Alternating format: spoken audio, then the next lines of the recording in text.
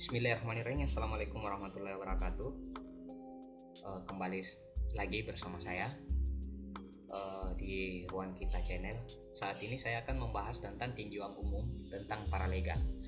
Buat para sahabat dan para teman-teman, saya akan mencoba untuk kemudian menafsirkan, kita kemudian membahas tentang apa sih itu sebenarnya paralegal,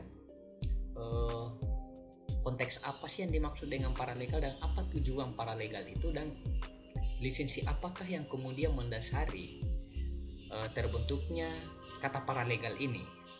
Oke ya, saya lanjut bahwa pengertian paralegal sering dikenal sebagai pendamping yang menjalankan aktivitas hukum sebagaimana dilakukan oleh seorang pengacara, yaitu memberikan bantuan hukum baik melalui jalur pengadilan maupun di luar jalur pengadilan.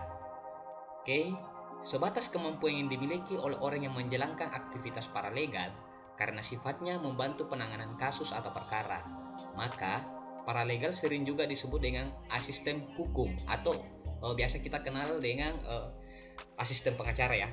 Dalam praktik sehari-hari, peran paralegal sangat penting untuk menjadi jembatan bagi masyarakat, para pencari keadilan dengan advokat, dan aparat penegak hukum lainnya untuk penyelesaian masalah hukum yang dialami individu maupun kelompok masyarakat. Jadi dari pengertian ini, para sahabat dan para teman-teman sudah paham kan apa sih yang sebenarnya dikatakan dengan paralegal itu? Sebentar kita akan membahas tentang sejarah paralegal di negara Republik Indonesia, lisensi hukum, dasar hukum, seorang yang akan memberikan bantuan hukum kepada masyarakat luas di negara Republik Indonesia. Bahwa pengertian paralegal dari berbagai negara.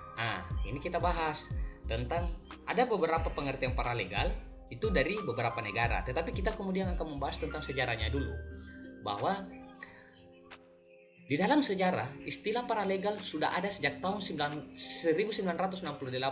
di Amerika yang dipopulerkan oleh American Bar Association atau yang biasa disingkat dengan ABA, sebuah asosiasi pengacara sukarela di Amerika, mungkin di Indonesia semacam LBH ya, atau Pusbakum.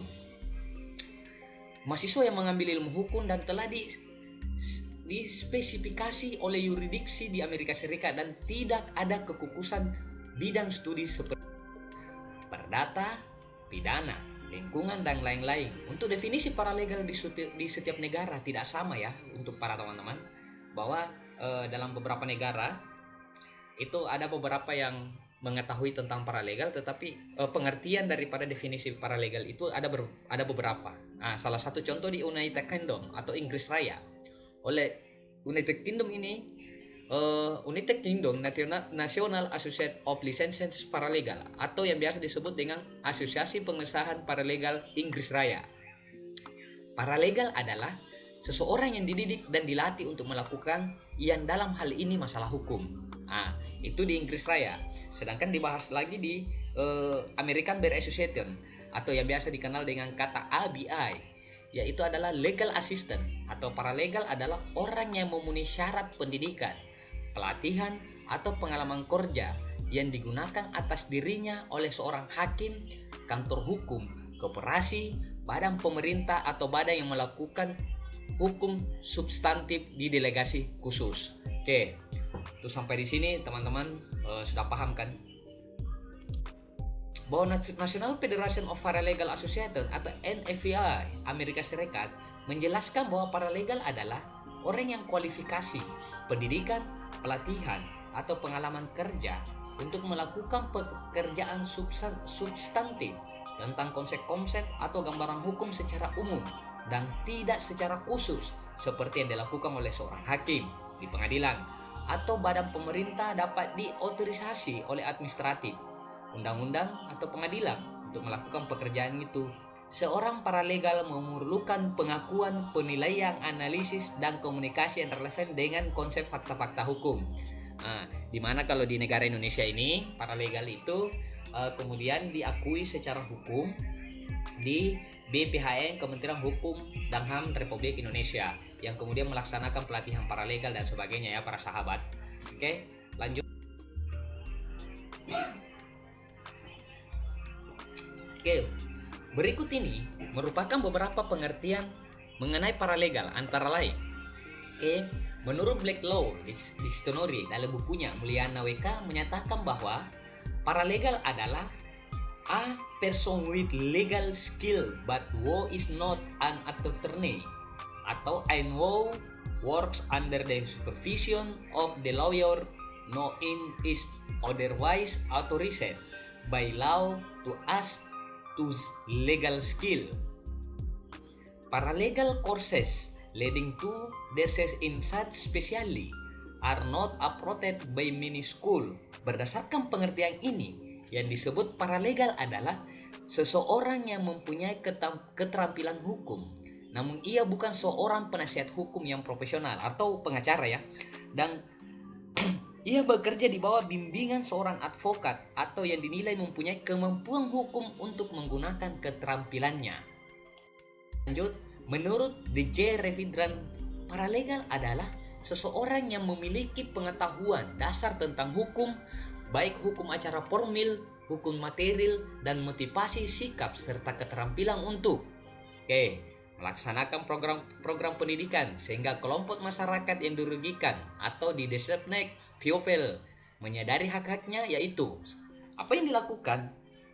Memfasilitasi terbentuknya organisasi rakyat sehingga mereka bisa menuntut dan memperjuangkan hak-hak mereka, membantu melakukan mediasi dan rekonsiliasi bila ada perselisihan, melakukan penyelidikan awal terhadap kasus-kasus yang terjadi sebelum ditangani pengacara, membantu pengacara dalam membentuk pernyataan-pernyataan, misalnya gugatan atau pembelaan atau yang biasa dikenal dengan pledoi, mengumpulkan bukti-bukti yang dibutuhkan dan informasi lain yang relevan dengan kasus yang dihadapi. Oke, selanjutnya menurut Abdul Hakim, Nusantara paralegal adalah para sarjana, muda hukum, pemuka masyarakat, pekerja-pekerja lembaga-lembaga swadaya masyarakat atau LSM yang telah mengikuti kursus pendidikan hukum kilat yang biasanya diselenggarakan oleh kantor-kantor lembaga bantuan hukum, berpraktek sebagai penasihat hukum, masyarakat miskin atau masyarakat yang kurang mampu atau tidak diuntungkan dalam pembangunan. Oke. Menurut Ripka Nisha Women Street Center, paralegal adalah orang yang melakukan pendampingan untuk memperjuangkan keadilan dalam masyarakat kerja. Ini dilakukan dengan menggunakan peraturan yang ada atau terobosan hukum lainnya. Pengertian paralegal secara khusus di Indonesia memang belum ada, namun hal itu bisa ditemukan secara eksplisit dalam beberapa peraturan undang-undang, yaitu Undang-Undang Nomor 32 Tahun 2009 tentang Pengelolaan Lingkungan Hidup Pasal 91 Ayat 1 yang memberikan hak kepada kelompok masyarakat untuk mengajukan gugatan perwakilan yang biasa kita kenal dengan namanya gugatan class action. Sebagaimana ditentukan dalam Pasal 91 Ayat 1, masyarakat berhak mengajukan gugatan perwakilan kelompok untuk kepentingan dirinya sendiri dan atau untuk kepentingan masyarakat apabila mengalami kerugian akibat pencemaran dan atau kerusakan. Undang-Undang Nomor 23 Tahun 2004 tentang penghapusan kekerasan dalam rumah tangga dalam Pasal 10 dan Pasal 23 yang memberikan kewenangan kepada relawan pendamping untuk memberikan pendampingan kepada korban dalam setiap tahap pemeriksaan dari penyidikan sampai persidangan, termasuk meminta kepada pengadilan untuk mendapatkan penetapan perlindungan sebagaimana dalam Pasal 10 huruf D. Pendampingan oleh pekerja sosial dan bantuan hukum pada setiap proses pemeriksaan sesuai dengan ketentuan peraturan undang-undang dalam Pasal 23 huruf D yang menjelaskan bahwa mendampingi korban di tingkat penyidikan, penuntutan atau tingkat pemeriksaan pengadilan dengan membimbing korban untuk secara objektif dan lengkap memaparkan kekerasan dalam rumah tangga yang dialami. Undang-Undang Nomor 2 Tahun 2004 tentang penyelesaian perselisihan hubungan industrial dalam Pasal 87 yang memberikan kewenangan kepada serikat pekerja atau buruh untuk berwawancara mewakili buruh pekerja di 24 di pengadilan hubungan industrial sebagaimana ditentukan dalam Pasal 87. Serikat pekerja atau serikat buruh dan organisasi pengusaha dapat bertindak sebagai kuasa hukum untuk beracara di pengadilan hubungan industrial untuk mewakili anggotanya. Oke, sampai di sini teman-teman sudah paham ya.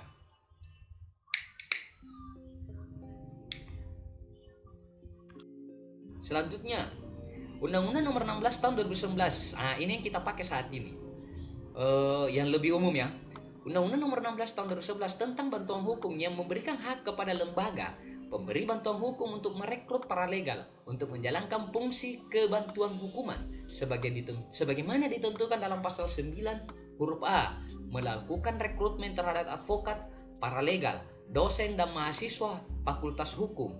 Undang-Undang Nomor 11 Tahun 2012 tentang Sistem Peradilan Pidana Anak pasal 68 yaitu memberikan kewenangan kepada tenaga kesejahteraan sosial untuk mendampingi anak yang berhadapan dengan sistem peradilan pidana baik sebagai korban, saksi maupun tersangka atau terdakwa sebagaimana ditentukan dalam pasal 68 ayat 1 huruf A.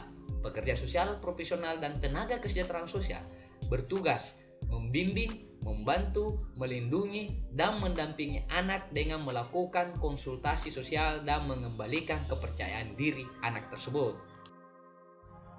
Syarat dan tata cara rekrutmen paralegal. Oke. Teman-teman, kita kemudian masuk kepada syaratnya ya, adalah paralegal adalah seseorang yang merupakan perwakilan komunitas atau organisasi yang diberikan pengetahuan. Nah, kita harus garis bawahi di sini para teman-teman dan para sahabat bahwa yang diberikan pengetahuan. Jadi paralegal ini bukan serta-merta kemudian bersahabat dengan teman advokat atau kantor lembaga bantuan hukum atau posbakum tiba-tiba diberikan kartu tanda pengenal sehingga dikatakanlah sebagai paralegal. Kita harus kemudian garis bawahi bahwa yang diberikan pengetahuan dan keterampilan hukum untuk membantu masyarakat miskin dan termarginalkan. Paralegal telah 25 berkembang sejak tahun 1970. Perannya sangat membantu masyarakat kecil yang membutuhkan bantuan hukum. Seseorang yang menjadi paralegal tidak mesti seorang sarjana hukum atau mengenyam pendidikan hukum di perguruan tinggi, namun ia harus mengikuti pendidikan khusus keparalegalan. Di dalam pendidikan khusus ini, paralegal diberikan beberapa pengetahuan dasar serta beberapa keterampilan dasar. Makanya biasa banyaknya kantor hukum saat ini buat teman-teman untuk kemudian melakukan pelatihan paralegal di kabupaten kota ya. Istilah paralegal ditujukan kepada seseorang yang bukan advokat namun memiliki pengetahuan di bidang hukum, baik hukum material maupun hukum acara, dengan pengawasan advokat atau organisasi bantuan hukum yang berperan membantu masyarakat pencari keadilan. Dasar hukum pasal 1 ayat 1 Undang-Undang Nomor 16 Tahun 2011 tentang bantuan hukum menyatakan bahwa bantuan hukum adalah jasa hukum yang diberikan oleh pemberi bantuan hukum secara cuma-cuma kepada penerima bantuan hukum, di mana di pasal 9 huruf A menyatakan bahwa pemberi bantuan hukum berhak merekrut advokat, paralegal, dosen, mahasiswa Fakultas Hukum. Pengaturan fungsi paralegal diatur dalam pasal 16 PP nomor 42 tahun 2013 tentang syarat dan tata cara pemberian bantuan hukum. Pasal 16 disebut mengamanatkan paralegal untuk menjalankan layanan bantuan hukum secara non-litigasi. Pasal 6 ayat 2 mengamanatkan ada 9 fungsi paralegal dalam memberikan layanan bantuan hukum. Selanjutnya, rekrutmen paralegal Undang-Undang Nomor 16 Tahun 2011 tentang bantuan hukum telah memberikan legitimasi yuridis, telah memberikan dasar hukum ya buat teman-teman terhadap eksistensi paralegal sebagai bagian daripada pemberi bantuan hukum. Persyaratan untuk menjadi paralegal diatur secara khusus oleh lembaga atau instansi yang melakukan pendaftaran paralegal. Secara umum, syarat menjadi paralegal adalah 1. Wajib mengikuti seluruh rangkaian kegiatan. 2. Klien LBH dan aktif di komunitas. 3. Bersedia melakukan kerja-kerja advokasi. 4. Untuk jaringan, memiliki fokus pada kerja-kerja advokasi hak asasi manusia. 5. Bersedia meluangkan waktu, tenaga dan pikiran untuk membantu masyarakat desa. Volunteerium.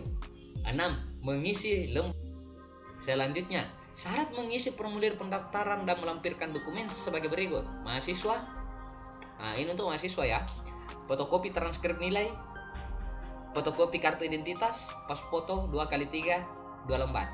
Umum, untuk kalangan umum, fotokopi ijazah terakhir, fotokopi kartu identitas, pas foto 2x3 2 lembar. Oke. Riwayat hidup. Siapapun bisa menjadi paralegal, misalnya pemimpin komunitas, ketua suku, pemuka agama, tokoh pemuda, mahasiswa, aktivis serikat buruh, aktivis serikat tani, guru, dan anggota komunitas masyarakat lainnya. untuk menjadi paralegal. Seseorang paling tidak harus mengikuti pendidikan paralegal, baik pendidikan dasar maupun pendidikan lanjutan. Seseorang yang telah mendaftar sebagai paralegal maka harus mengikuti segala pelatihan-pelatihan hukum yang diberikan oleh lembaga bantuan hukum atau instansi yang menaungi paralegal. Jadi kalau di Indonesia ini instansi yang menaungi paralegal ini adalah Badan BPHN atau Badan Perlindungan Hukum Nasional, Kementerian Hukum Nasional Republik Indonesia. Oke.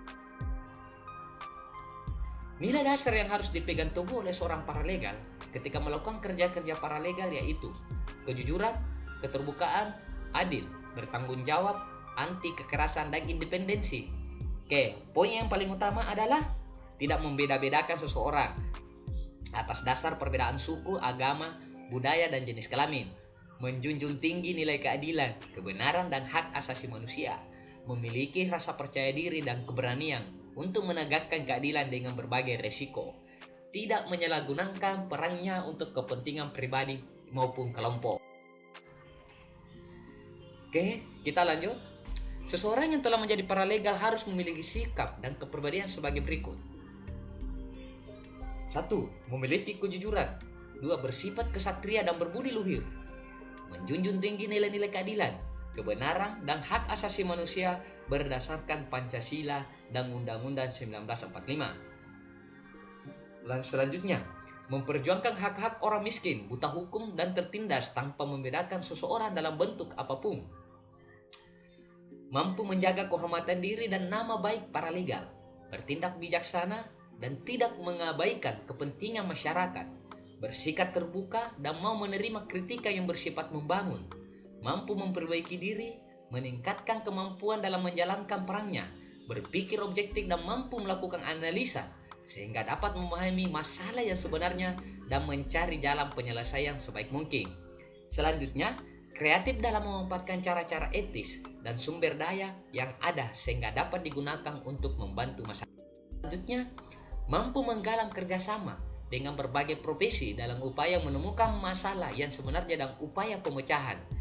Dalam mendampingi kasus-kasus yang bersifat keperdataan, sedapat mungkin menyelesaikan secara damai atau biasa dikatakan restoratif justice dan menghargai aturan, kebiasaan-kebiasaan, budaya, dan tata nilai yang berlaku di masyarakat. Peran paralegal. Oke, ini peran paralegal ya. Kita bahas teman-teman. Pemberi bantuan hukum dijelaskan dalam Undang-Undang tentang Bantuan Hukum Nomor 16 Tahun 2011. Pemberian bantuan hukum adalah lembaga bantuan hukum atau organisasi kemasyarakatan yang memberi layanan bantuan hukum.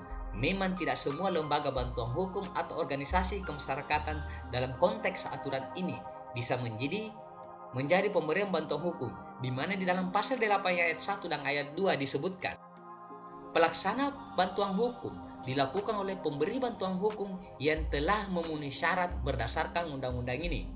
Syarat-syarat pemberi bantuan hukum sebagaimana dimaksud pada ayat 1 meliputi 1. Berbadan hukum. 2. Terakreditasi berdasarkan undang-undang ini. 3. Memiliki kantor atau sekretariat yang tetap. 4. Memiliki pengurus. Dan 5. Memiliki program bantuan hukum. Jadi dari sini teman-teman kita bisa mengambil suatu kesimpulan atau garis merahnya bahwa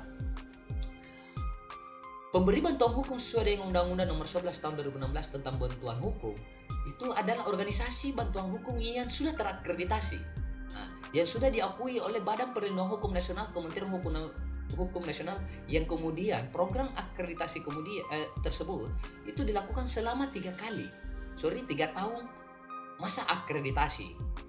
Kalau di Indonesia itu sekitar ada lebih 540 lebih organisasi bantuan hukum yang kemudian mendapatkan akreditasi dari Kementerian Hukum dan HAM.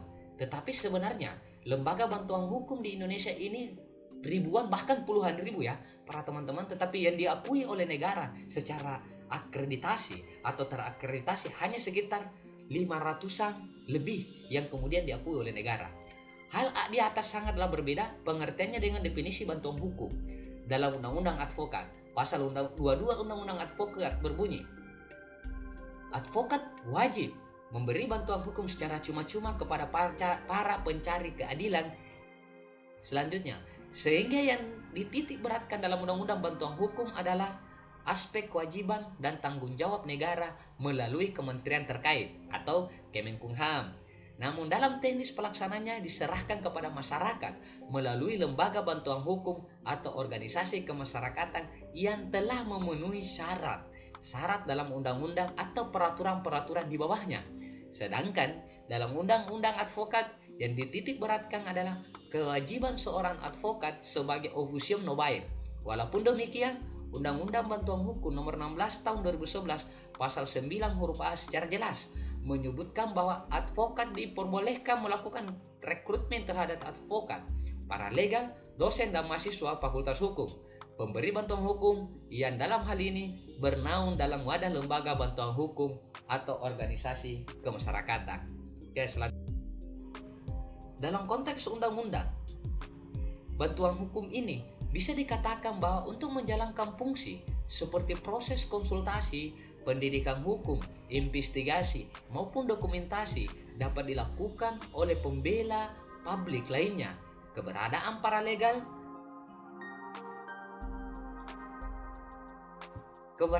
paralegal di masyarakat sesungguhnya merupakan respon atas situasi dan kondisi masyarakat, terutama kelompok miskin dan marginal yang berada pada posisi yang lemah untuk memperoleh akses keadilan, dan kelemahan sistem hukum dalam menjalankan fungsi utamanya sebagai pelayan masyarakat pencari keadilan. Selanjutnya, penyuluhan hukum berdasarkan Peraturan Pemerintah Republik Indonesia Nomor 42 Tahun 2013 tentang syarat dan tata cara pemberian bantuan hukum dan penyaluran dana bantuan hukum pasal 16 disebutkan bahwa pemberi bantuan hukum secara non-litigasi dapat dilakukan oleh paralegal. Oleh karena itu, paralegal juga berperan dalam melakukan penyuluhan hukum bagi masyarakat guna menciptakan masyarakat sadar dan paham hukum. Pengertian penyuluhan hukum berdasarkan Peraturan Menteri Hukum ini tentang pola penyuluhan hukum adalah salah satu kegiatan penyebarluasan informasi dan pemahaman terhadap norma hukum dan peraturan perundang-undangan yang berlaku guna mewujudkan dan mengembangkan kesadaran hukum masyarakat sehingga tercipta budaya hukum dan bentuk tertib dan taat atau patuh terhadap norma hukum dan peraturan perundang-undangan yang berlaku demi tegaknya supremasi hukum di negara Republik Indonesia. Tujuan utama dari kegiatan penyuluhan hukum ini pada intinya adalah agar masyarakat tahu hukum, paham hukum, sadar hukum untuk kemudian patuh pada hukum tanpa paksaan, tetapi menjadikan sebagai suatu kebutuhan. Pemahaman seseorang tentang hukum beraneka ragam dan sangat tergantung pada apa yang diketahui dari pengalaman yang dialaminya tentang hukum. Selanjutnya, untuk mencapai peningkatan budaya hukum dan membentuk kesadaran hukum masyarakat, kegiatan penyuluhan hukum harus menetapkan arah kebijakan. 1. Melakukan edukasi dan pembudayaan hukum secara umum ditujukan kepada seluruh masyarakat bahwa banyaknya pelanggaran hukum yang terjadi dikarenakan lemahnya diseminasi dan penyuluhan hukum yang merupakan bagian dari tanggung jawab penyelenggara negara dan aparat penegak hukum. 2. Meningkatkan penggunaan media komunikasi yang lebih modern dalam pelaksanaan penyuluhan hukum yang dapat menunjang percepatan penyebaran pengetahuan, pemahaman, dan penghayatan hukum. Meningkatkan koordinasi dalam melaksanakan sosialisasi hukum dengan memanfaatkan partisipasi masyarakat aktif, media elektronik maupun non-elektronik, dan juga dengan memanfaatkan teknologi informasi. 4. Meningkatkan dan memperkaya metode pengembangan dan penyuluhan hukum untuk meningkatkan kesadaran hukum masyarakat dan hak asasi manusia secara terus-menerus. 5. Memanfaatkan segala bentuk kampanye hukum baik langsung maupun tidak langsung dengan menciptakan slogan-slogan hukum yang melekat di hati masyarakat sehingga masyarakat tergerak dengan sendirinya untuk meningkatkan budaya hukum. Selanjutnya, meningkatkan profesionalisme dan kemampuan tenaga penyuluhan hukum baik dari substansi hukum, sosiologi, serta pengenalan perilaku masyarakat setempat sehingga komunikasi dalam menyampaikan materi hukum yang dituju dapat lebih tepat dipahami, diterima dengan baik oleh para masyarakat luas. 7. Melalui kemampuan dan profesionalisme dalam melakukan penyuluhan hukum agar pesannya disampaikan kepada masyarakat tercapai dan diterima secara baik, maka harus melakukan langkah-langkah cerdas dalam penyuluhan hukum dengan memberikan rasa percaya masyarakat kepada tenaga penyuluh. 8. Law enforcement harus dibarengi dengan upaya preventif dalam bentuk sosialisasi produk-produk hukum, karena hukum juga harus memberikan perlindungan kepada rakyat untuk memperoleh keadilan, bukan untuk menyengsarakan. Oleh karena itu, penyuluhan hukum haruslah mendapat perhatian yang serius. Selanjutnya, konsultasi. Konsultasi adalah sebuah dialog. Di dalamnya ada aktivitas berbagai dan bertukar informasi dalam rangka memastikan pihak yang berkonsultasi agar mengetahui lebih dalam tentang suatu tema. Oleh karenanya, konsultasi adalah sesuatu yang edukatif dan inklusif. Konsultasi adalah sebuah proses. Konsultasi adalah sebuah proses yang interaktif dan berjalan. Konsultasi adalah sebuah dialog antara manusia. Konsultasi dapat melibatkan individu dalam suatu komunitas, kelompok sosial, dan stakeholder yang merefleksikan komposisi dari populasi dan organisasi dari suatu area. Mediasi secara umum, mediasi dapat dibagi dalam dua jenis, yaitu mediasi dalam sistem peradilan dan mediasi di luar pengadilan. Mediasi yang berada dalam pengadilan diatur oleh Peraturan Mahkamah Agung atau Perma nomor 1 tahun 2008 yang mewajibkan ditempuhnya proses mediasi sebelum pemeriksaan pokok perkara perdata dengan mediator terdiri dari hakim-hakim pengadilan negeri tersebut. Sedangkan mediasi di luar pengadilan ditangani oleh mediator swasta, perorangan maupun sebuah lembaga independen alternatif penyelesaian sengketa. Selanjutnya, pemberdayaan masyarakat. Sifat-sifat yang menjiwai pemberdayaan hukum masyarakat antara lain adalah peningkatan kapasitas atau capacity building dari masyarakat. Proses menyadarkan masyarakat bahwa masyarakat mampu untuk melakukan sesuatu dan membuat masyarakat benar-benar mewujudkan kemampuannya, itu adalah manifestasi dari peningkatan kapasitas itu. Sejalan dengan peningkatan kapasitas tersebut, berarti adanya penciptaan kompetensi baru yang dimiliki oleh masyarakat. Kompetensi ini akan mampu bertahan dan terus tumbuh apabila ada regulasi, refleksi. Tak lain adalah mekanisme monitoring dan selanjutnya monet secara berkala. Monet yang dilakukan tidak sekedar menekankan pada apa yang menyimpang dari rencana yang diterapkan dan kemudian menyiapkan langkah mitigasi sesegera mungkin, tetapi justru melakukan apresiasi terhadap capaian yang sudah ada. Apresiasi ini adalah kunci keberlanjutan. Dengan apresiasi, kita tidak akan terfokus pada kekurangan yang ada, tetapi justru pada pencapaian yang berhasil didapatkan, pada kekuatan yang dimiliki. Kesemuanya ini akan menambah energi dan gairah untuk melanjutkan perjuangan yang digagas. Dengan kata lain, semua ini akan membuat masyarakat menjadi tertantang untuk melakukan sesuatu yang baru. Pengejawantahan atau delivery. Ide pemberdayaan hukum masyarakat menjadi aktivitas-aktivitas derivatif. Hendaknya dilakukan dengan cara yang tidak inovatif, tapi juga adaptif dan benar-benar dapat diterapkan aplikatif untuk menciptakan kehidupan yang lebih baik. Oke. Fungsi dasar paralegal untuk membantu advokat dalam pekerjaan persiapan, sehingga advokat dapat menjalankan perannya secara efektif dalam pemberian konsultasi hukum, negosiasi, membuat draft, dan pendampingan hukum. Dalam hal ini, penulis sepakat karena lembaga bantuan hukum tempat bernaungnya paralegal dapat memberikan bekal dan pengetahuan serta keahlian di bidang hukum. Segala pekerjaan yang ditangani sebelum ditangani oleh advokat dapat dijalankan pekerjaannya tentang persiapan, investigasi, dan memberikan konsultasi klien terlebih dahulu ditangani oleh paralegal sebelum ditangani oleh advokat, sehingga advokat lebih mudah dalam menyelesaikan masalah tersebut karena segala persiapan terlebih dahulu disiapkan oleh paralegal dan lebih mudah selanjutnya ditangani oleh advokat. Jadi tugas paralegal membantu dan mempersiapkan bahan bagi kepentingan pembelaan yang diperjuangkan oleh advokat. Untuk itu, peran paralegal sangat membantu jalannya persiapan untuk dijadikan dasar oleh advokat. Berdasarkan buku pegangan untuk paralegal yang diterbitkan oleh Free Legal Assistance Group atau FLEG, yaitu sebuah lembaga bantuan hukum di Filipina. Mereka merumuskan ruang lingkup pekerja paralegal antara jenis pekerjaan kantor yang berhubungan dengan menjalankan sebuah organisasi bantuan hukum dan atau kantor advokat. Tipe pekerjaannya itu: 1. Menerima tamu atau klien, menerima atau menjawab telepon, menerima dan memilih surat, memelihara jadwal, memelihara berkas kasus termasuk ringkasan berkas kasus dan berkas-berkas kasus yang telah selesai. Selanjutnya, memelihara sistem perpustakaan, bahwa seorang paralegal memahami tahapan-tahapan pekerjaan, sehingga kalau tahapan ini dipahami dan dimengerti serta dilaksanakan semaksimal kemungkinan, paralegal akan mempermudah menjalankan tugasnya, karena tahapan ini akan membawa paralegal ke area lebih baik dan profesional. Setidaknya dijadikan bekal dan pengalaman yang sangat berharga bagi kelangsungan paralegal dalam menjalankan tugasnya. Pekerjaan lapangan yang berhubungan dengan kasus-kasus yang ditangani. Tipe pekerjaan lapangan yang itu. Nah, ini dia ya, tipe pekerjaan lapangannya paralegal ya. Jadi teman-teman, para sahabat, janganlah salah menafsirkan tentang paralegal yang sebenarnya.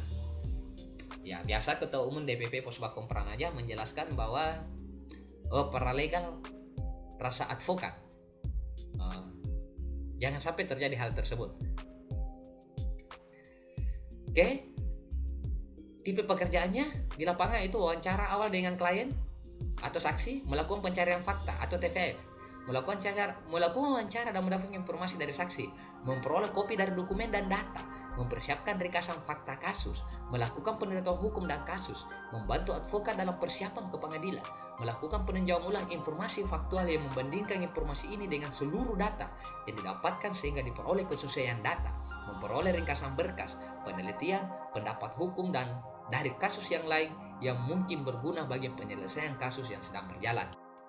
Membantu persiapan di pengadilan, mempersiapkan dan mengajukan permintaan untuk menjamin kehadiran saksi dan dokumen tertulis yang ada di pengadilan, mengingatkan klien dan saksi tentang posisi kasus, membuat catatan selama sidang, memberikan laporan tertulis, membuat draft, surat sumpah dan pernyataan, nota pembelaan, dan surat-surat lain, serta dokumen lainnya.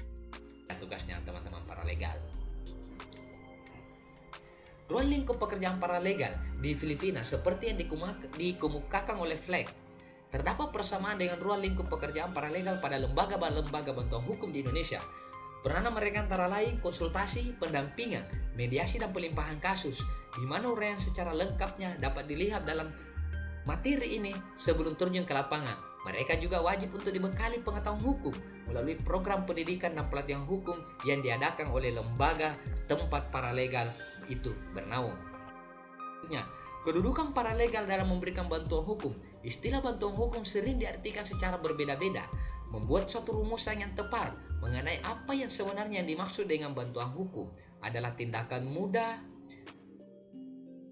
Tindakan mudah ini disebabkan oleh beberapa faktor. Pertama, konsep bantuan hukum itu sendiri dipergunakan sebagai terjemahan dari dua istilah asli yang berbeda, yaitu legal aid and legal assistance.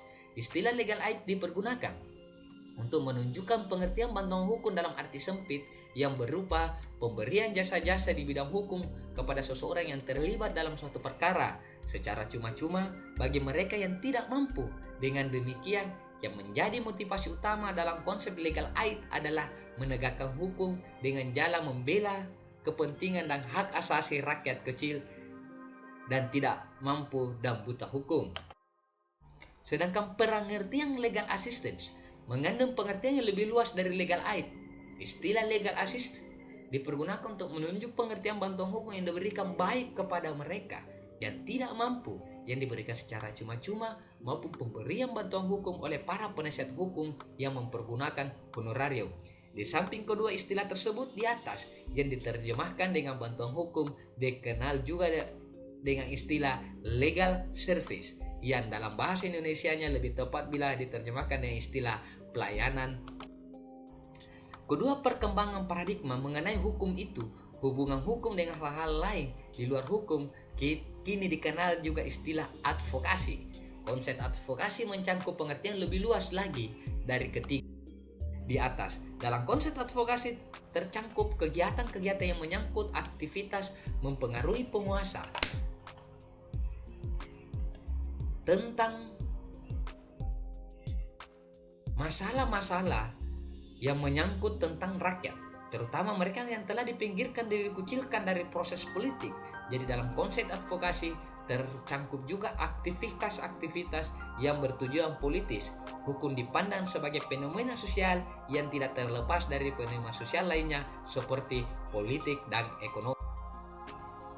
Selanjutnya, istilah advokat identik dengan advocato atau attorney atau Rechtsanwalt, barrister, procureur, advokat, abogado, dan lainnya.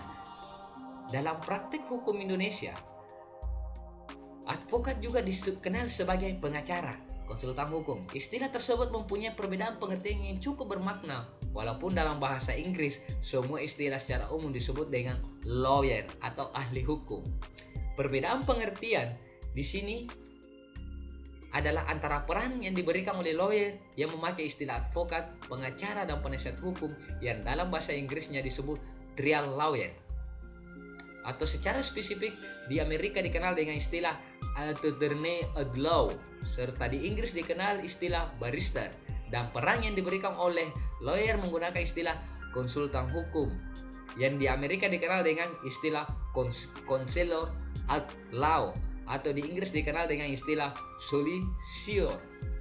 Selanjutnya, kata advokat itu sendiri berasal dari bahasa Latin, yaitu advocare, yang berarti to defend, to call, to one side, to vote on warrant. Sedangkan dalam bahasa Inggris, advokat berarti to speak in favor of or defended by argument, to sue for indicate on recommended public. Dalam kamus hukum advokat and procedure bahasa aslinya Belanda yang artinya penasihat hukum dan pembela perkara atau pengacara. Secara umum, istilah advokat dapat kita lihat sebagai berikut. A. Encyclopedia Amerika disebutkan advocate and version waffles for a client and core and advocate to attorney what as the client again by furnishing the advocate with information as to the fact of the case. The distinction between the two is now observed in the United States, where the same person generally from both function. Black Law Dictionary 15th edition to speak in favor of or defend by argument on by assist defense of real pledge for another nowhere readers legal affairs and aid and pledge the cause of another a court or a tribunal and counselor. Oke ya teman-teman, mohon maaf bahasa Inggrisnya tidak terlalu bagus. Selanjutnya, dalam deklarasi dari World Conference on the Independence of Justice, CECU Universal Declaration on the Independence of Justice yang diadakan di Montreal, Kanada pada tanggal 5-10 Juni 1983 merumuskan sebagai berikut. Lawyer means and person qualified and authorized to practice before the court and to advise and represent his client in legal matter. International Bar Association (EBA) sebagai organisasi internasional terbesar di dunia lawyers, masyarakat umum, law societies, dan asosiasi lawyer nasional yang didirikan di New York State tahun 1947.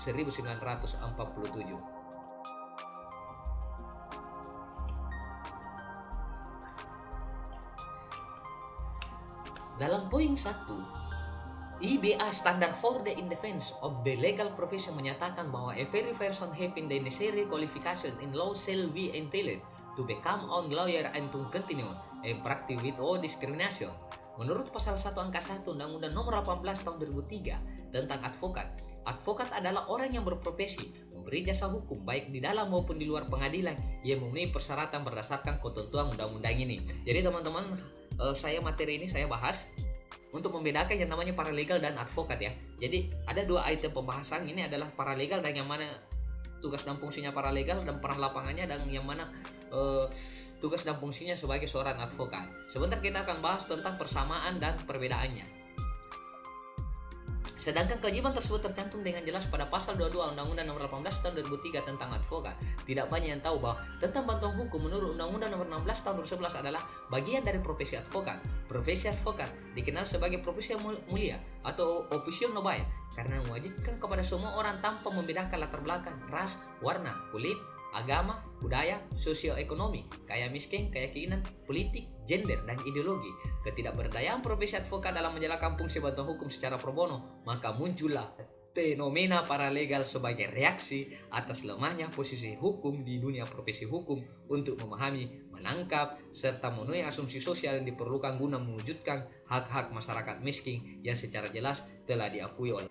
Selanjutnya, hak atas bantuan hukum telah diterima secara universal yang dijamin dalam Kovenant Internasional tentang hak sipil dan politik, International Covenant of Civil and Political Rights, pasal 16 dan pasal 26. ICCPR menjamin semua orang berhak memperoleh perlindungan hukum serta harus dihindari dari segala bentuk diskriminasi. Sedangkan pasal 14 ayat 3 ICCPR memberikan syarat terkait bantuan hukum, yaitu kepentingan keadilan. 2. Tidak mampu. Meskipun bantuan hukum tidak secara tegas dinyatakan sebagai tanggung jawab negara, namun ketentuan pasal 1 ayat 3 Undang-Undang Dasar Negara Republik Indonesia tahun 1945 menegaskan bahwa negara Indonesia adalah negara hukum. Dalam negara hukum, negara mengakui dan melindungi hak asasi manusia bagi setiap individu, termasuk hak atas bantuan hukum. Penyelenggaraan pemberian bantuan hukum kepada warga negara berupaya untuk memenuhi dan sekaligus sebagai implementasi negara hukum yang mengakui dan melindungi serta menjamin hak asasi warga negara akan kebutuhan akses terhadap keadilan atau access to justice dan kesamaan di hadapan hukum atau equality before the law. Jaminan atas hak konstitusional tersebut belum mendapatkan perhatian secara memadai, sehingga dibentuknya undang-undang tentang bantuan hukum ini menjadi dasar bagi negara untuk menjamin warga negara, khususnya bagi orang atau kelompok orang miskin, untuk mendapatkan akses keadilan dan kesamaan di hadapan hukum. Oleh karena itu, tanggung jawab negara harus diimplementasikan melalui pembentukan undang-undang bantuan hukum ini. Selanjutnya, sebelum adanya undang-undang bantuan hukum, terdapat peraturan pemerintah Republik Indonesia nomor 83 tahun 2008 tentang persyaratan tata cara pemberian bantuan hukum secara cuma-cuma. Selanjutnya disingkat dengan PP nomor 83 tahun 2008. Di dalam peraturan tersebut memberikan pengertian mengenai bantuan hukum secara cuma-cuma, yaitu jasa hukum yang diberikan advokat tanpa menerima pembayaran honorarium, meliputi pemberian konsultasi hukum, menjalankan kuasa, mewakili, mendampingi, membela dan melakukan tindakan hukum lain untuk kepentingan pencari keadilan yang tidak mampu.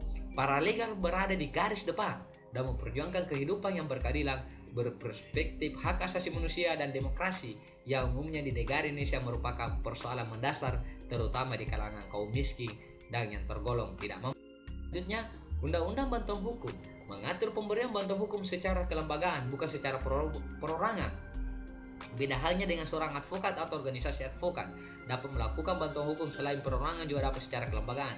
Dalam ketentuan Undang-Undang Bantuan Hukum secara paralegal, dosen atau mahasiswa hukum senada dengan itu, pasal 1 angka 3 Undang-Undang Bantuan Hukum yang menjelaskan bahwa pemberian bantuan hukum adalah lembaga bantuan hukum atau organisasi kemasyarakatan yang memberi layanan bantuan hukum berdasarkan undang-undang ini untuk mendapatkan pemahaman yang komprehensif tentang pemberian bantuan hukum, dan bantuan hukum diatur dalam undang-undang advokat maupun undang-undang bantuan hukum.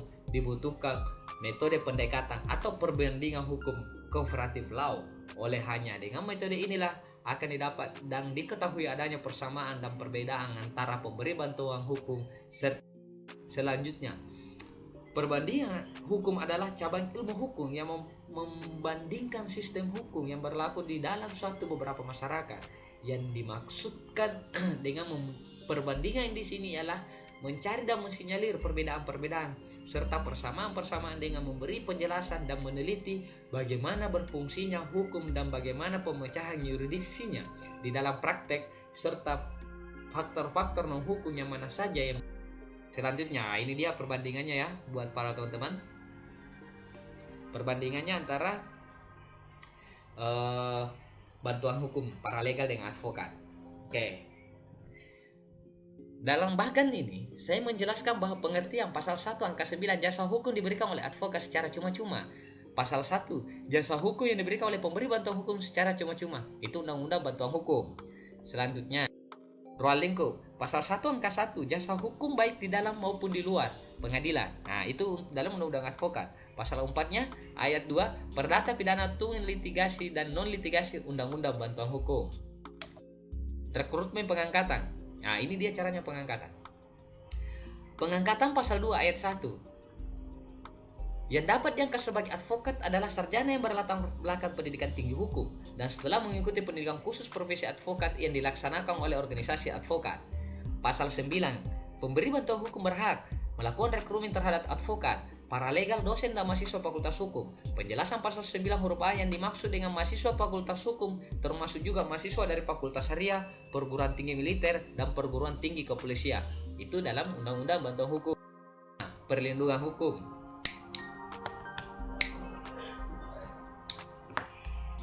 Pasal 16, advokat tidak dapat dituntut baik secara perdata maupun pidana dalam menjalankan tugas profesinya dengan itikat baik untuk kepentingan pembelaan klien dalam sidang pengadilan.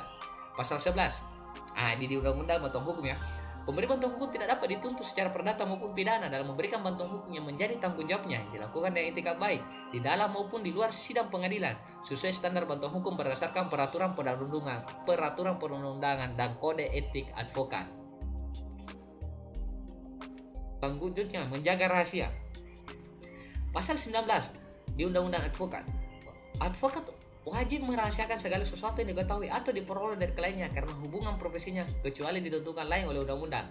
Di Undang-Undang Bantuan Hukum pasal 10, pemberi bantuan hukum berkewajiban untuk menjaga kerahasiaan data, informasi dan atau keterangan yang diperoleh oleh penerima bantuan hukum berkaitan dengan perkara yang sedang ditangani kecuali ditentukan oleh lain-lain oleh undang-undang. Pelaksana bantuan hukum pasal 22 sebagai kewajiban advokat, perorangan atau organisasi. Pasal 1 angka 3 LBH atau organisasi kemasyarakatan. Syarat pemberi bantuan hukum pasal 2, 3 dan 4 sarjana hukum, pendidikan khusus, dilantik dan disumpah di pengadilan tinggi. Pasal 8 berbadan hukum, terakreditasi, memiliki kantor, pengurus dan program bantuan hukum. Jadi teman-teman harus lebih paham bahwa Undang-Undang Bantuan Hukum ini menegaskan kepada kita bahwa harus lembaga yang berbadan hukum dan terakreditasi. Ya. Jadi kita harus garis bawahi terakreditasi. Hak dan kewajiban pasal 14 sampai 20. Bebas mandiri dan memiliki hak imunitas berpedoman kode etik atau Undang-Undang Advokat. Pasal 9 sampai 11, pelayanan bantuan hukum, anggaran bantuan hukum memberikan bantuan hukum, hak imunitas berpedoman kode etik Undang-Undang Bantuan Hukum. Peraturan organisasi, pasal 26 kode etik advokat. Sedangkan di Undang-Undang Bantuan Hukum implisit pasal 11 kode etik advokat. Jadi hampir bersamaan. Honorarium, pasal 21 mendapatkan imbalan honorarium. Sedangkan di Undang-Undang Bantuan Hukum pasal 16 dan 20 peradil tidak mendapatkan honorarium, bayaran atau anggaran negara. Ketentuan pidana, pasal 31 tidak mempunyai kekuatan mengikat fight putusan MK perkara nomor 066 PU 2 2004 Undang-Undang Advokat. Sedangkan di Undang-Undang Bantuan Hukum pasal 21 dalam hal pemberian bantuan hukum meminta bayaran dari penerima bantuan hukum penjara 1 tahun dengan denda rupiah 50 juta. Itu bayangkan teman-teman. Perbedaan yang sangat utama adalah status advokat sebagai penegak hukum yang kedudukannya sama dengan penegak hukum lainnya seperti polisi, jaksa, dan hakim. Sementara pemberi bantuan hukum tidak berstatus sebagai penegak bantuan hukum. Pengertian bantuan hukum. Bantuan hukum berasal dari kata bantuan yang berarti pertolongan dengan tanpa mengharapkan imbalan, dan kata hukum yang mengandung pengertian keseluruhan kaidah atau norma mengenai suatu segi kehidupan masyarakat dengan maksud untuk menciptakan kedamaian. Menurut Undang-Undang Nomor 18 Tahun 2003 tentang advokat dalam pasal 1 angka 9 memberikan pengertian bantuan hukum adalah jasa hukum yang diberikan oleh advokat secara cuma-cuma kepada klien mampu. Tidak jauh berbeda dengan pengertian disebutkan dalam Undang-Undang Nomor 16 Tahun 2011 tentang bantuan hukum adalah jasa hukum yang diberikan oleh pemberi bantuan hukum secara cuma-cuma kepada penerima bantuan hukum, sebagaimana dalam bukunya Pras Hendra Winarta menyatakan bahwa bantuan hukum merupakan jasa hukum yang khusus diberikan kepada fakir miskin yang memerlukan pembelaan secara cuma-cuma baik di luar maupun di dalam pengadilan, secara pidana, perdata, dan tata usaha negara dari seseorang yang mengerti seluk-beluk pembelaan hukum asas-asas dan kaidah hukum, serta hak asasi manusia. Dalam undang-undang tersebut dikatakan bahwa bantuan hukum adalah jasa hukum yang diberikan oleh pemberi bantuan hukum secara cuma-cuma kepada penerima bantuan hukum. Atnambuyo Nasution, founder saya ini ya,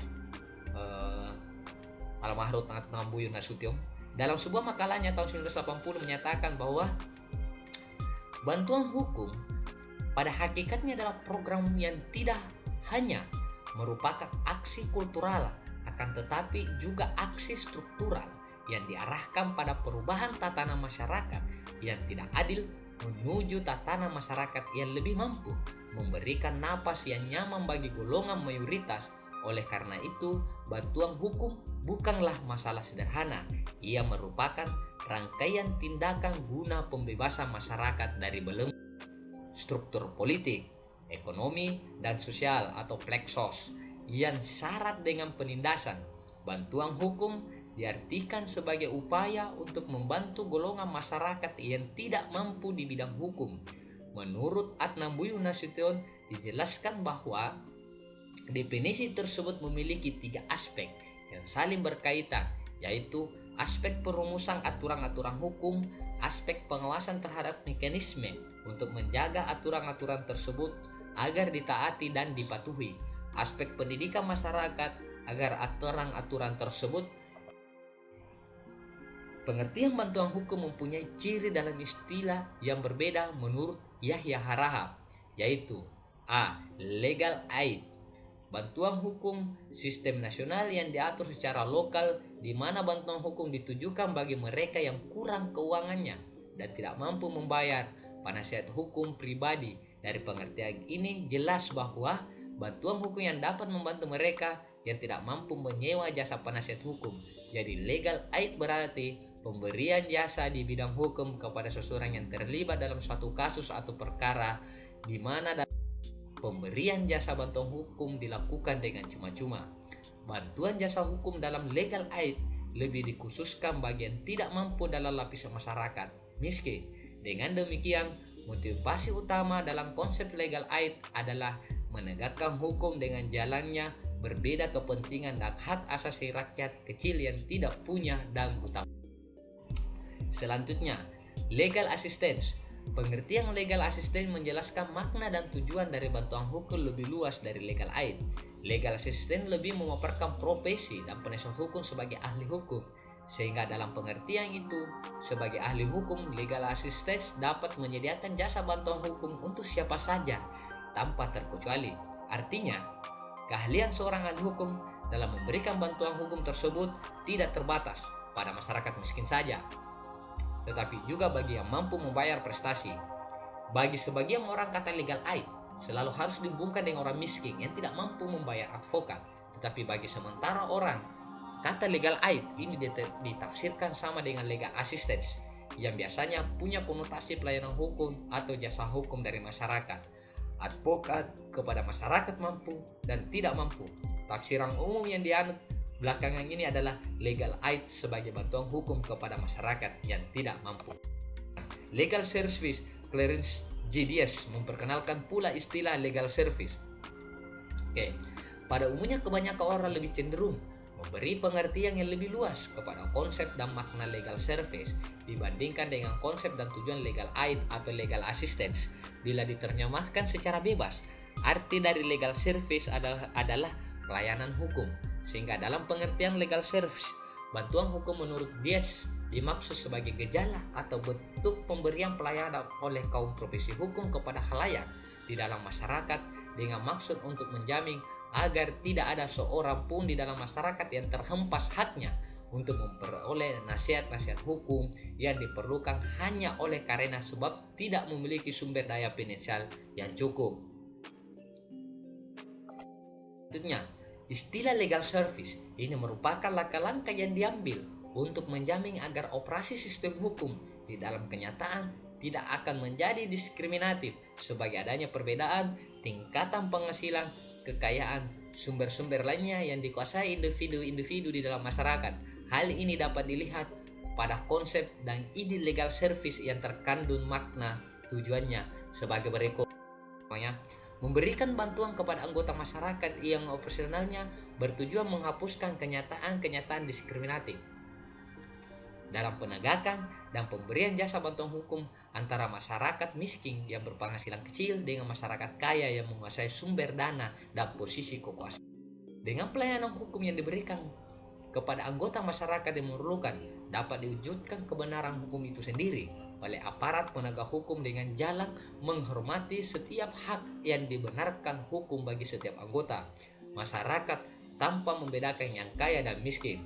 Di samping itu, untuk menegakkan hukum dan penghormatan kepada yang diberikan hukum kepada setiap orang, legal service di dalam operasionalnya lebih cenderung untuk menyelesaikan setiap persengketaan dengan jalan menempuh cara perdamaian. Selanjutnya, bantuan hukum memiliki dua konsep, yaitu konsep pro bono dan konsep legal aid. Dalam konsep pro bono meliputi 4 elemen, yaitu meliputi seluruh kerja-kerja di wilayah hukum, sukarela, cuma-cuma untuk masyarakat yang kurang terwakili dan rentan. Sedangkan konsep legal aid merujuk pada pengertian state subsidies, artinya pelayanan hukum yang dibiayai atau disubsidi oleh negara. Ide bantuan hukum yang dibiayai oleh negara, public funded legal aid, pertama kali ditemukan di Inggris dan Amerika Serikat setelah Perang Dunia Kedua. Berakhirnya pemerintahan Inggris membentuk The Resilve Committee dengan tujuan untuk meneliti kebutuhan bantuan hukum di Inggris dan Wales. Berdasarkan laporan dari Resilve Committee merekomendasikan bahwa bantuan hukum harus dibiayai oleh negara.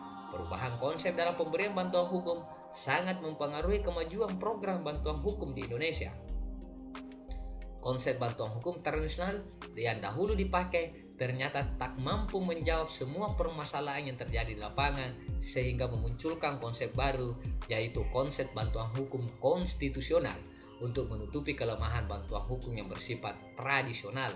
Lambat laun konsep bantuan hukum konstitusional pun dimodifikasi dengan memperkenalkan gerakan bantuan hukum struktural yang dimotori oleh lembaga bantuan hukum atau Pospakum, yang mengubah paradigma bantuan hukum yang semula bersifat kultural menjadi aksi struktural yang diarahkan pada perubahan tatanan masyarakat.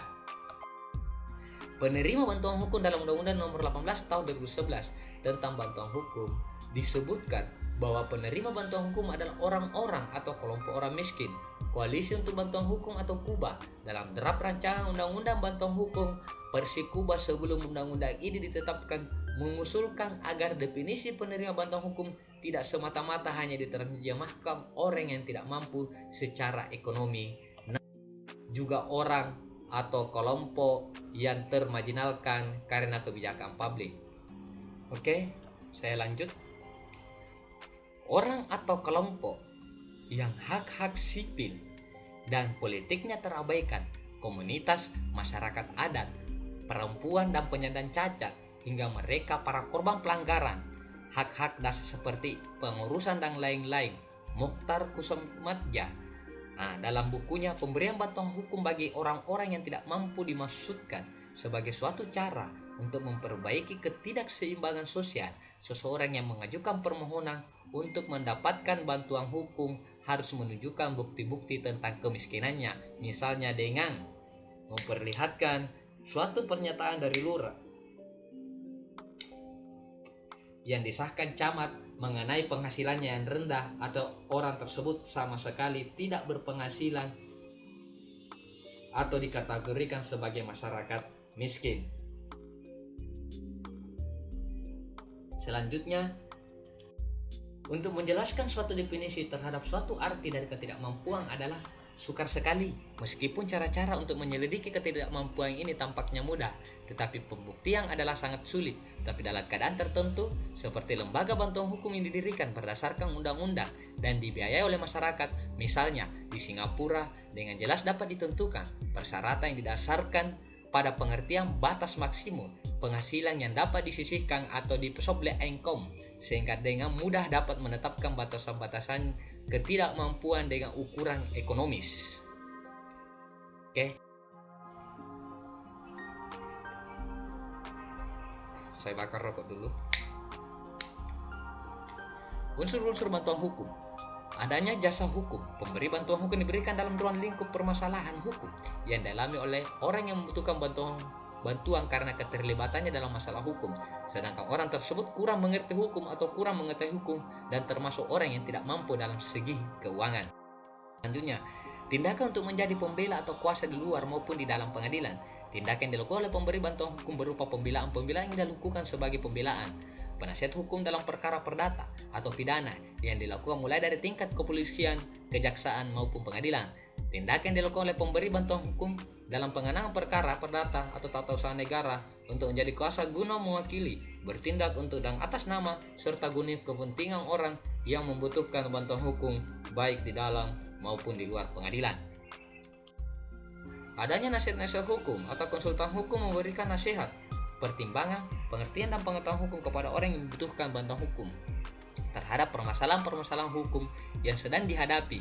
Bantuan hukum diberikan kepada orang yang tidak mampu, tapi jangan diartikan hanya sebagai bentuk belas kasihan kepada yang lemah semata. Seharusnya selain membantu orang yang miskin, bantuan hukum juga merupakan gerakan moral yang memperjuangkan hak asasi manusia, juga untuk mewujudkan cita-cita negara kesejahteraan atau welfare state dan keadilan sosial.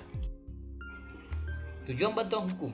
Tujuan program bantuan hukum berbeda-beda dan berubah-ubah, bukan saja dari suatu negara ke negara lainnya, melainkan juga dari suatu zaman ke zaman lainnya. Suatu penelitian mendalam tentang sejarah pertumbuhan program bantuan hukum telah dilakukan oleh Dr. Maureen Chapeliti. Dari penelitiannya tersebut ternyata program bantuan hukum kepada masyarakat miskin telah dimulai sejak zaman Romawi. Dari penelitian tersebut dinyatakan bahwa tiap zaman arti dan tujuan pemberian bantuan hukum kepada masyarakat yang tidak mampu erat hubungannya dengan nilai-nilai moral, pandangan politik dan falsafah hukum yang berlaku.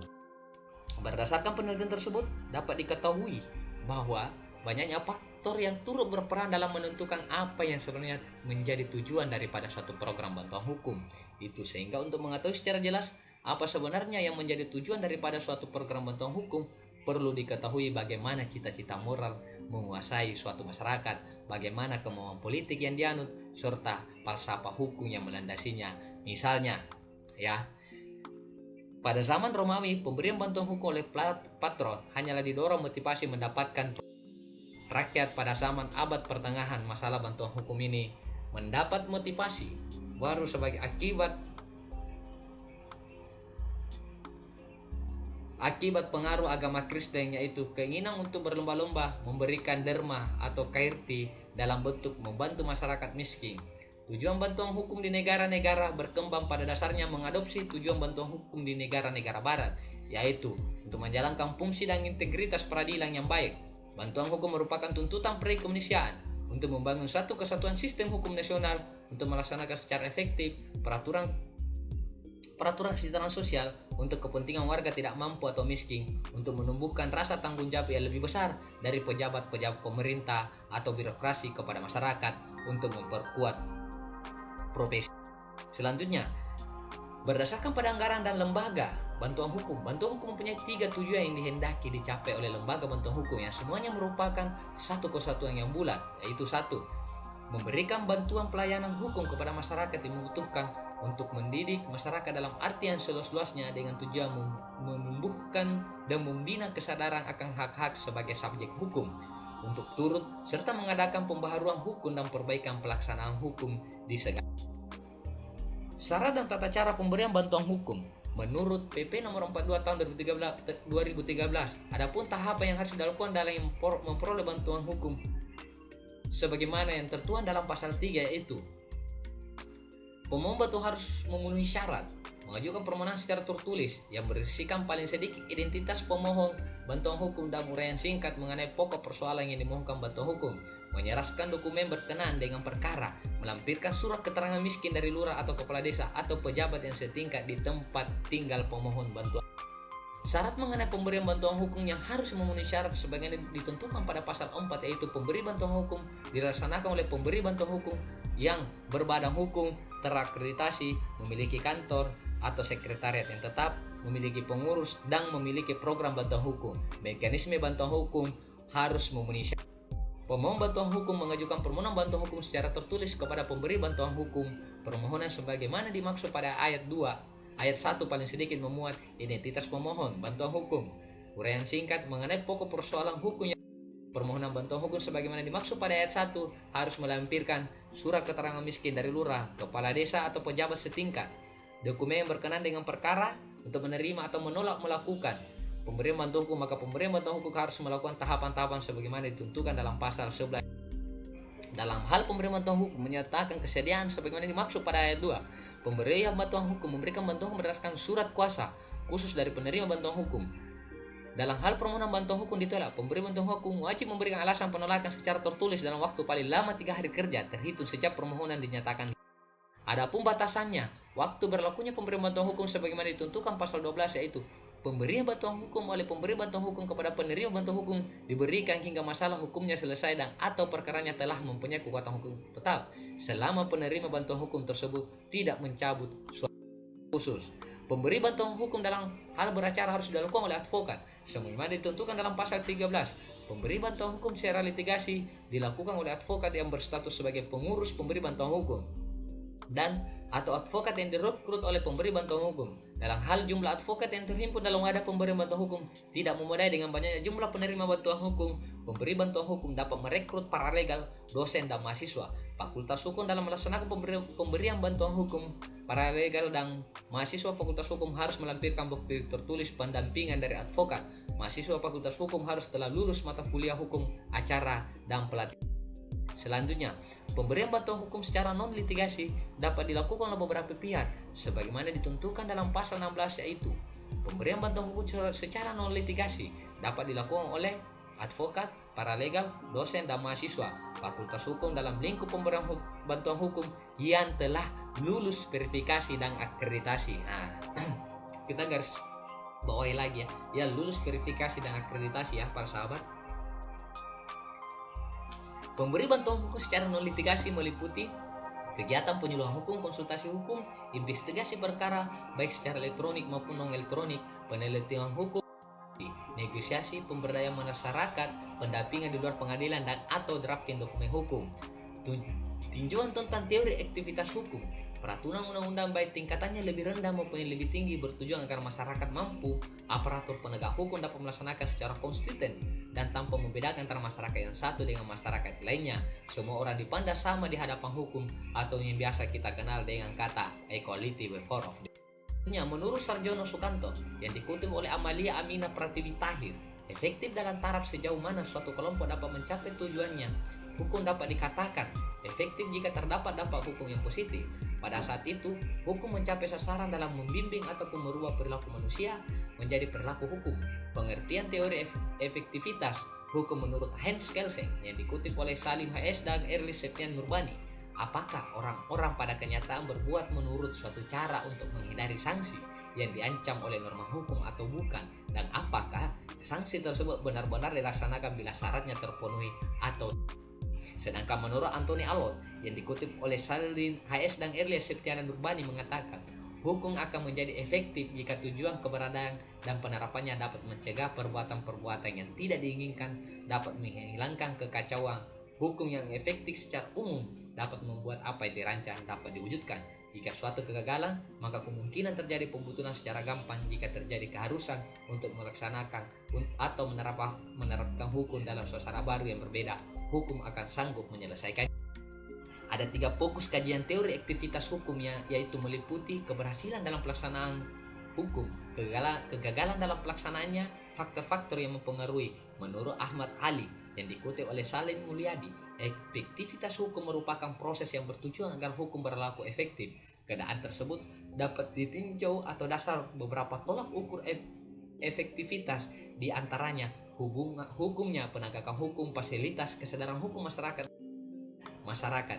Ketika kita ingin mengetahui sejauh mana aktivitas dari hukum, maka pertama-tama harus dapat mengukur sejauh mana aturan hukum itu ditaati atau tidak ditaati. Dalam tinjauan tentang efektivitas hukum, di sini penulis akan mengumumkan beberapa pendapat atau gagasan tentang efektivitas hukum menurut ahli dunia maupun di Indonesia. Pendapat-pendapat tersebut Bronislaw Maliszewski. Menurut Bronislaw Maliszewski yang dikutip oleh Salim HS dan Erli Septian Nurbani, menyajikan teori efektivitas pengendali sosial atau hukum. Ia menyajikan teori efektivitas hukum dengan menganalisa 3 masalah berikut, yaitu meliputi dalam masyarakat modern, tata tertib kemasyarakatan dijaga antara lain oleh suatu sistem pengadilan sosial yang bersifat memaksa, yaitu hukum untuk melaksanakan hukum didukung oleh suatu sistem alat-alat kekuasaan, kepolisian, pengadilan dan sebagainya yang diorganisasi oleh suatu negara. Dalam masyarakat primitif, alat-alat kekuasaan serupa itu kadang tidak ada, dan dengan demikian apakah masyarakat primitif tidak ada hukum? Lawrence M. Predicament menurut L.M. Predicament dikutip oleh Salim Hayes dan Erlich Septiana Nurbani, ada 3 unsur yang harus diperhatikan dalam penegakan hukum. Ketiga unsur itu meliputi struktur, substansi, dan budaya. Fuller dan yang dikutip Triana Sufyani, setiap peraturan, undang-undang, peraturan pemerintah dan lain-lain harus memenuhi 8 principles of legality. Antara lain, harus ada norma dan kaidah yang terlebih dahulu dianut dalam masyarakat. Peraturan yang dibuat harus disosialisasikan secara layak, tidak hanya dalam fiksi hukum bahwa semua orang dianggap mengetahui undang-undang sesaat setelah diundangkan. Rumusan aturan dibuat dengan jelas untuk menghindari penafsiran hukum. Peraturan tidak boleh berlaku surut sesuai dengan asas legalitas yang berlaku universal. Hukum mengatur hal konkret dan realistis sehingga mudah dilaksanakan. Hukum tidak boleh ada pertentangan satu dengan lainnya. Hukum harus konsisten, tidak sering dirubah atau bersifat ad hoc, dan ada kecocokan antara peraturan dengan pelaksanaan keseharian. Oke ya, kita bahwa Clarence Diaz pandangan lain tentang efektivitas hukum dikemukakan oleh Clarence Diaz. Menurut Clarence Diaz, dikutip oleh Halim Hayes dan Erlich Septiana Nurbani, ada 5 syarat bagi efektif tidaknya suatu sistem hukum. Kelima syarat tersebut adalah mudah atau tidaknya makna atau isi aturan-aturan hukum yang ditangkap, luas tidaknya kalangan di dalam masyarakat yang mengetahui isi aturan yang bersangkutan, efisien dan efektifnya tidak mobilisasi aturan-aturan hukum yang dicapai dengan bantuan aparat administrasi menyadari kewajiban untuk melibatkan dirinya ke dalam usaha mobilisasi yang demikian. Para warga masyarakat yang merasa terlibat dalam merasa harus berpartisipasi dalam proses mobilisasi hukum. Adanya mekanisme penyelesaian sengketa yang tidak hanya harus mudah dihubungi dan dimasuki oleh setiap warga masyarakat, akan tetapi juga harus cukup efektif menyelesaikan sengketa, dan adanya anggapan dan pengakuan yang merata di kalangan warga masyarakat bahwa aturan-aturan dan peranata-peranata hukum itu memang sesungguhnya berdaya efektif. Dan Surjono Sukanto, menurut Surjono Sukanto, ukuran efektivitas pada elemen pertama adalah 1. Peraturan yang ada mengenai bidang-bidang kehidupan tertentu sudah cukup sistematis. Peraturan yang ada mengenai bidang-bidang kehidupan tertentu sudah cukup sinkron secara hierarki dan horizontal. Tidak ada pertentangan secara kualitatif dan kuantitatif. Peraturan-peraturan yang mengatur di bidang-bidang kehidupan tertentu sudah mencukupi. Penerbitan peraturan tertentu sudah sesuai dengan persyaratan yuridis ada. Selanjutnya, menurut Surjono Sukanto yang dikutip oleh Salim Hayes dan Erlich Septiana Nurbani, penegakan hukum merupakan kegiatan menyelesaikan hubungan nilai-nilai yang terjabarkan di dalam kaidah-kaidah yang mantap dan mengejawantah dan sikap tindakan sebagai rangkaian penjabaran nilai tahap akhir untuk menciptakan, memelihara dan mempertahankan kedamaian dalam masyarakat. 5 faktor yang harus memperhatikan menurut Surjono Sukanto yaitu faktor hukum atau undang-undang, faktor penegakan hukum, faktor sarana dan fasilitasi, faktor masyarakat, dan faktor kebudayaan. Oke, teman-teman, para subscribe atau para pengikut kita channel, tadi saya sudah membahas atau membawakan materi yang kemudian saya rangkum dalam isi pengetahuan saya, yang saya tahu bahwa masih jauh dari kata sempurna dan masih jauh dari kata bagus. Tetapi apa yang saya berikan, apa yang saya sampaikan tentang paralegal, tentang advokat, tentang bantuan hukum, tentang efektivitas hukum, itu adalah sesuai dengan apa yang saya ketahui dan apa yang saya pahami, sehingga kesempurnaan daripada materi ini menjadi tanggung jawab kita bersama dan teman-teman para kawan-kawan. Alangkah kiranya lebih bagus untuk kemudian lebih mengejamantahkan atau lebih mengetahui apa yang telah saya sampaikan tadi, bisa teman-teman kemudian melakukan searching di Google ataupun di internet guna untuk kemudian memperluas wawasan daripada teman-teman. Oke teman-teman, Sekian dan terima kasih. Salam dari saya, salam dari ruang kita, salam keadilan, salam Operation Mobile, salam advokai. Assalamualaikum warahmatullahi wabarakatuh.